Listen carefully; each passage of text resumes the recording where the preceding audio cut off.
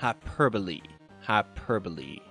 Hey, you fancy people, I learned to pronounce hyperboil. Welcome to That Sci-Fi Show. I'm Jay. Don't let the name fool you. We do cover science fiction movies and TV shows, but mostly we do comic books. I'd like to start out by saying welcome to all the new subscribers from both Comicstorian and Comics Explained. I had a lot of fun doing those videos, and it was an honor to work with Benny and Rob. It's awesome to have you guys here. If you haven't seen those videos, check them out in the description below, and for God's sake, Steve, put on some pants. So let's talk about Iron Man. More specifically, let's talk about Demon in a Bottle, right after the bump. This video is brought to you by our patrons on Patreon. Check us out at patreon.com/fancyteeth. Quick note, my son brought the flu home from school, and that's why this video has taken way longer than it should have to make, and why it's voiceover instead of live action. Please accept my sincerest apologies. Now, I'm sure most of you guys know who Mopey is, and if you don't, his Twitter is linked below, but he suggested several great video ideas, and I'm going to use them. But while researching a list video that he suggested, I got really sidetracked on Iron Man's Demon in a Bottle story arc, so I just want to talk about it. I know that's a different approach than I normally take, but I promise I'm planning more philosophy and ethics videos in the near future. So Demon in a Bottle started in issue 120 of The Invincible Iron Man and ran for 8 issues ending in November 1979. What we see in this story is something we see in Iron Man even to this day, and that's the attempt to accurately depict a man with realistic problems. Tony Stark is very much a Marvel hero in that he's not shown to be an example of a righteous, godly hero, but instead he's a normal man who becomes a hero. Well, normal aside from being a billionaire playboy, I suppose. What I'm about to say here isn't original or groundbreaking, but I believe it's more or less true. Generally speaking, Marvel is about men trying to be gods, while DC is about gods trying to be men. That's not a hard and fast rule by any means, but look at Thor. Even when Marvel has a god on the team, they downplay that aspect. In the movies, they go so far as to basically chalk it up to superior technology. Meanwhile, DC just cannot work enough Christ metaphors into Superman, no matter how hard they try, and in the recent Wonder Woman movie, spoilers in 3, 2, 1, they literally made her an actual god as opposed to simply being brought to life by a god. Now, I'm not saying that this is a bad thing. I really enjoy both styles, and there are lots of examples of both Marvel and DC getting away from that dynamic and doing something different, but understanding that basic dynamic helps in understanding Iron Man. It helps to put him in context. He's a normal man with normal problems.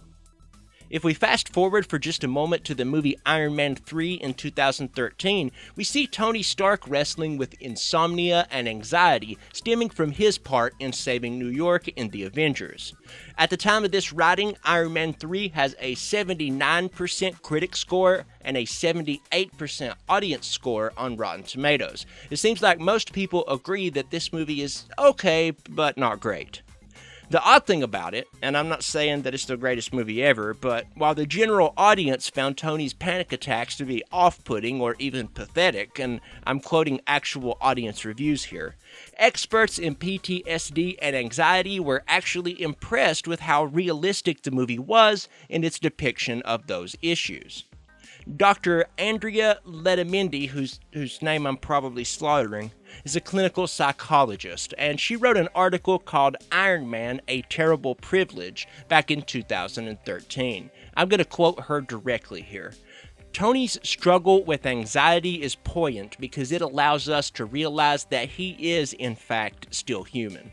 To this end, it doesn't matter to me if his panic attacks are indicative of clinical PTSD, complex PTSD, subclinical anxiety disorder, or another psychiatric category we can use as a label. The point is this: a brilliant, powerful, and tough guy can be vulnerable, scared, and confused. Tony Stark is a superhero with the psychological makeup of a human. Couldn't have said it better myself, that's why I let her say it. Now, I'm not connecting PTSD or anxiety to alcoholism here. That's not my intention. I'll leave drawing connections and conclusions to the experts, but anxiety and alcoholism are great examples of Tony Stark being presented as a more human kind of hero. I bring this up because I suffer from panic attacks myself, and there's a scene in the movie where Tony uses the suit to check his heart rate. I related to that because taking my own pulse, often with the sensor on my phone, is an actual coping mechanism that I use in real life during panic attacks. It literally never works, and yet I do it anyway, but such is the nature of intrusive thoughts and the way they spiral inside the mind. But how does this tie into Demon in a Bottle? Well, Demon in a Bottle came out in 1979, just after the Silver Age of comics. It was a dark, real-world problem explored at a time when most comics before had been generally light-hearted, fun, and silly. The exact end of the Silver Age is a fuzzy boundary, but people often use the night Gwen Stacy died in 1973 as one possible boundary, placing Demon in a Bottle 5 years after the end of the Silver Age. Arguably, a more popular date for the end of the Silver Age was 1970 when Julius Schwartz left Green Lantern, putting Demon 9 years after, but when the Silver Age really ended could be its own video, so let's leave it at that. You may be thinking, hey, there were other dark stories at that time, and you'd be right. The Silver Age was well over, and comics were in sort of like a rebellion against the optimism and happy-go-lucky spirit that permeated the previous age.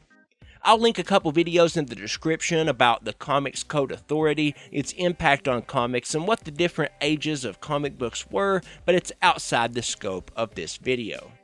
Demon in a Bottle was more than just dark, it was realistic in its depiction of alcoholism, and that trend follows Iron Man even now and even into the MCU, a franchise famous for fun one-liners and family-friendly entertainment.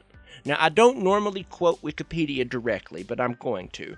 Demon in a Bottle has been recognized by critics as the quintessential Iron Man story, one of the best superhero sagas of the 1970s, and one which continues to influence writers of the character today.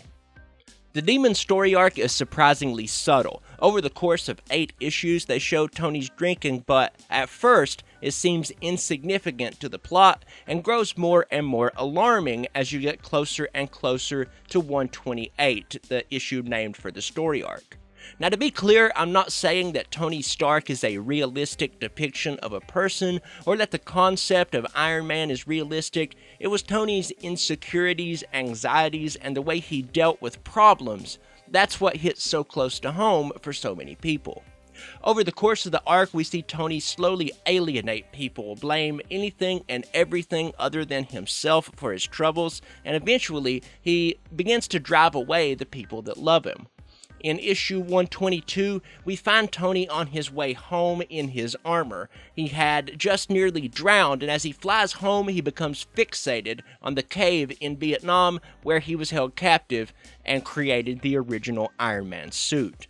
Tony had suffered trauma, and he was being reminded of that trauma. Namor had to rescue him when his suit filled with water from an apparent malfunction. And that makes perfect sense. He was reliving a traumatic experience as he probably often relived it and clearly still does. It's also great writing. From the moment issue 120 opens, we see Tony surrounded by little liquor bottles. We know without being told how he copes with things, and as he travels home, we learn both his origin story and the main source of his trauma. As the story goes on, we learn that S.H.I.E.L.D. is trying to take control of Stark Industries and that Justin Hammer is sabotaging the Iron Man armor. Tony lives in constant danger and never knows which day could be his last, and it's taking a toll. This all comes to a head when Hammer takes control of Tony's suit and uses it to murder